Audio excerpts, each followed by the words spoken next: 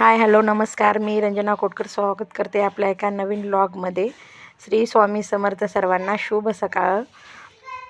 तर हा व्लॉग आहे संडे रविवारी. तर रविवारी मी आलू चिप्स, बटाट्याचे वेपर्स आणि साबुदाणा पापड केले होते. ते तुम्हाला शॉर्ट व्हिडिओमध्ये पाहायला भेटलंच. असं ही पहा, बटाट्याची साल काढण्याची ही एक इझी सोपी ट्रिक आहे नवीन. तुम्हाला माहीतच असेल.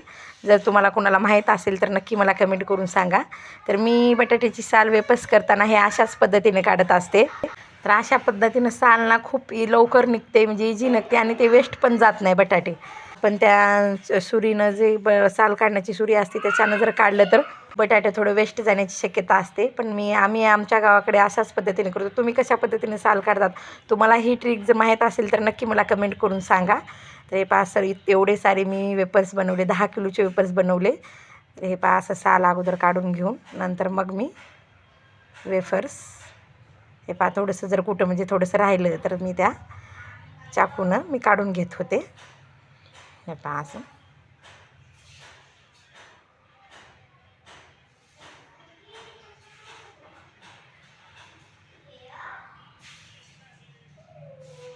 मस्तपैकी आपले वेफर्स होत होते. पहा मस्त असे वेफर, जास्त जाड पण नाही आणि जास्त पातळ पण नाही. पातळ केलं तर जास्त पातळ नाही आवडत मला, थोडेसे जाडच वेफर्स असायला हवे. हे पहा किती पांढरे शुभ्र किती मस्त वेफर्स झालेले आहेत. मी 10 किलोचे वेफर्स बनवले. 2 किलोचे साबुदाणा पापड, त्यामध्ये 2-2.5 किलो बटाटे मी किसून टाकले. मी थोडं इकडून करावं म्हणलं म्हणजे थोडंसं डिझाईनचं येईल म्हणून, पण ते काय एवढं व्यवस्थित येत नव्हतं. ते कट होत होते बटाटे, म्हणून म्हणलं मग जाऊ द्या म्हणलं. थोडंसं तिथे ना गॅप कमी झालेला आहे त्याच्यामध्ये, म्हणून जास्त म्हणजे चांगले पडत नव्हते ते.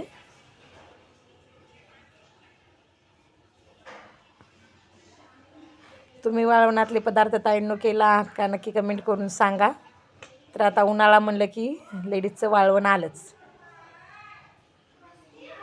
वाळवण हा एक मोठा म्हणजे आपल्यासाठी एक काय म्हणतात ते मोठी म्हणजे असं रेस असते आपल्यासाठी.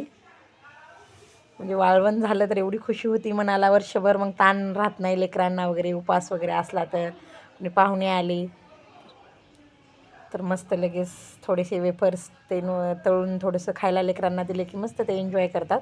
हे पहा आता इकडे मी पाण्याला उकळायला ठेवलं होतं. पातेलं खूप मोठं आणि जाड असल्यामुळं खूप वेळ लागला मला हे वेपर्स शिजवून घेण्यासाठी. शेंगदाणा नमक म्हणजे मी रॉक साल्ट म्हणजे उपासाचंच मीठ वापरते मी, कारण उपासासाठी आमच्याकडे मीठ नाही खात, तर शेंगदाणा नमक खातात. आता पाण्याला उकळी आली आहे मस्त, त्यामध्ये वेप चिप्स टाकून घेतले मी. थोडे टाकताना मला ते राहूनच गेला व्हिडिओ घ्यायचा. मी आणखीन टाकणं चालूच आहे, म्हणजे कमी टाकावं का जास्त टाकावं ह्या कन्फ्युजनमध्ये होती, म्हणून नंतर शेवटी काय टाकले. मस्त त्याला आता शिजू द्यायचं, एक 15 ते 20 मिनटं शिजू द्यायचं. जास्त वेळ नाही. असा हातात घेतला की बटाटा असं एकदम नरम झाला, पण जेवढं चांगलं शिजवलं तेवढंच वेपर्स पांढरे शुभ्र होतात. हे आपले बटाटे आता शिजले आहेत, तर मी ते काढून घेत आहे.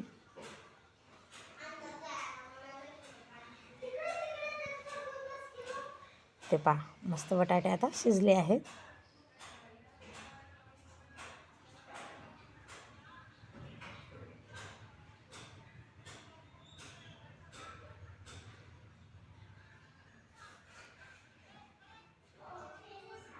दुसरा लॉट मी टाकून घेत आहे.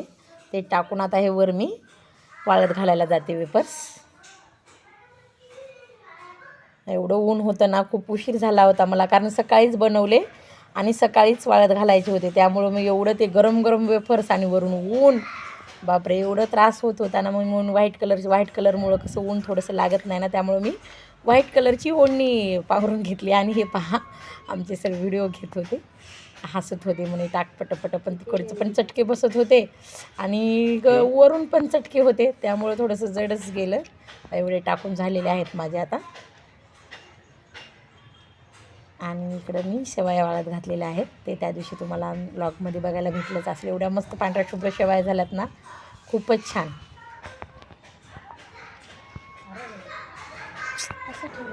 मस्त असे सर्व वेपर्स मी वाळत घालून घेतले.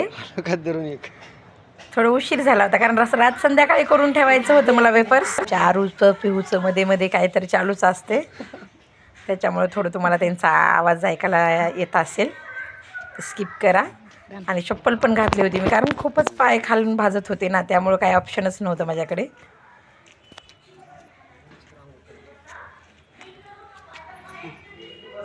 हे प्लॅस्टिकच्या सीट आहेत.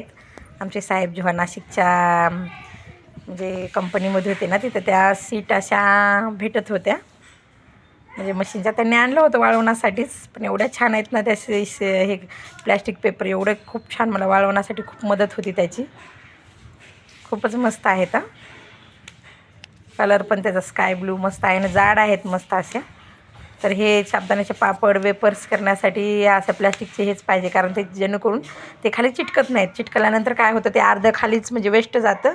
त्याच्यामुळं मी तर असं प्लॅस्टिकच्या पेपरवर शीटवरतीच मी हे वाळत घालते. तुम्ही कसं घालतात ते नक्की मला कमेंट करून सांगा.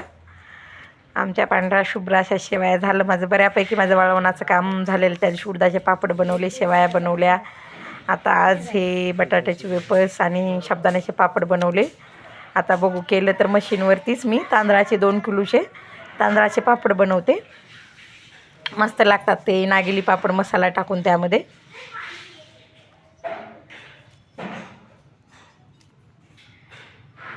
उन्हाळ्यामध्ये असं वाळवण करून ठेवलं तर आपल्याला पावसाळ्यामध्ये हिवाळ्यामध्ये खूप उपयोगी पडतं. जास्त कडक असं छान भरून पण वाटतं. हे पहा, साबुदाण्याचे पापड बनवत आहे मी. त्याला 2 किलो साबुदाणा होता, पाणी उकळायला ठेवलं. म्हणजे जेवढं साबुदाणा होता तेवढं त्याच्या दुप्पट तिप्पट पाणी जास्तच लागतं, दुप्पट तर टाकतेच मी. मग त्यामध्ये शेंगदाणा नमक टाकलं आणि 2 किलो साबुदाणा मी टाकून घेतला मध्ये. मस्त त्याला शिजवायचं. ह्याला पण 1 ते 1.5 पॉकेट मी शेंगदाणा नमक टाकलं.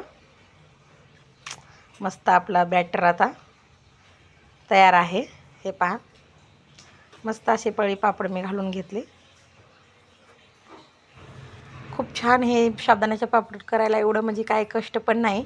एवढे छान होतात, त्याची गॅरंटी 100% की ते छानच होतील. असं त्याला काय म्हणजे हे लागते, गरम गरम ते मिश्रण, वरून ऊन, म्हणजे खूप त्या दिवशी त्रास झाला. पण मग छानच वाटतं वाळवणाचे पदार्थ करायला. कोण्या पण लेडीजला त्याला खुशी, एक आनंद वेगळ्याच प्रकारचा. आणि आपण जे सर्व केलं ते चांगल्या प्रकारे झाल्यानंतर ते तर आनंद खूपच गगनात मावेन असा होतो.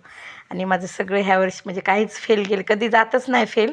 पण एखाद्या वेळेस होतं ना, कोणा लेडीजकडून चुकून तिला काय प्रमाण जमलं नसेल किंवा शिजलं नसेल, तर ते थोडंसं इकडं तिकडं होतं, तर तेव्हा ते थोडंसं नाराजगी होते.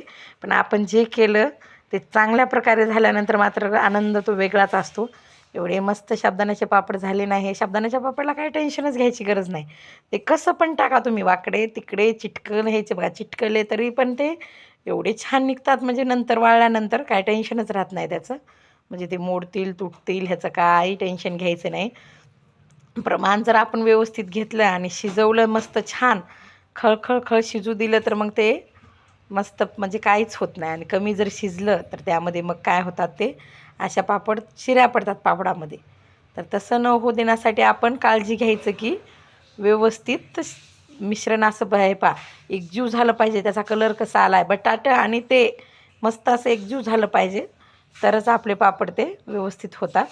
नाही तर जास्त पातळ पण नाही करायला जमत आणि जास्त जाड पण करायला, जाड एखाद्या वेळेस जमल घट्ट झालेलं, पण पातळ तर जमणारच नाही. पातळ जर केला तर मग ते इकडं तिकडं पापड पळून, आणि पापड पळी टाकल्यानंतर फिरवायचं नाही, ते ॲटोमॅटिक ते त्याच्याले पामध्ये बटाट्याचा किस, तो बटाट्याचा किस तळल्यानंतर एवढा टेस्टी लागतो ना, खूपच छान. म्हणजे त्याच्यामुळे एक अलगच, म्हणजे बिना बटाट्याचा किस घालून पण आपण साबुदाण्याचे पापड करू शकतो.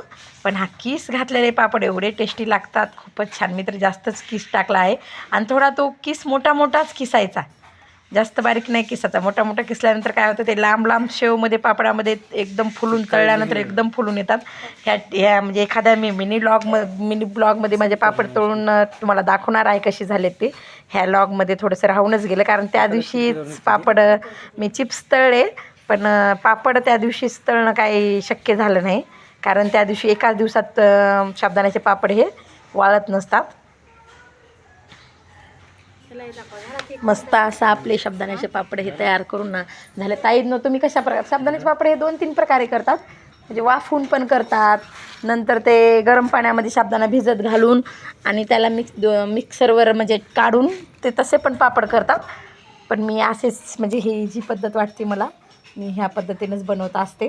ते पण छान लागतात. म्हणजे कोणी कोणी इडली पात्रामध्ये साबुदाणा वाफवून ते तर पापड एवढे छान लागतात, खूपच छान. म्हणजे असं ते अख्खा साबुदाणा तळल्यानंतर असं नायलन साबुदाणा असतो ना तसा होतो. तर ते खूपच छान पापड लागतात. मस्त जास्त क्वांटिटीमध्ये केल्यामुळं मला टाकायला थोडासा वेळ लागला. एकटीच होते ना मी टाकायला, त्याच्यामुळं.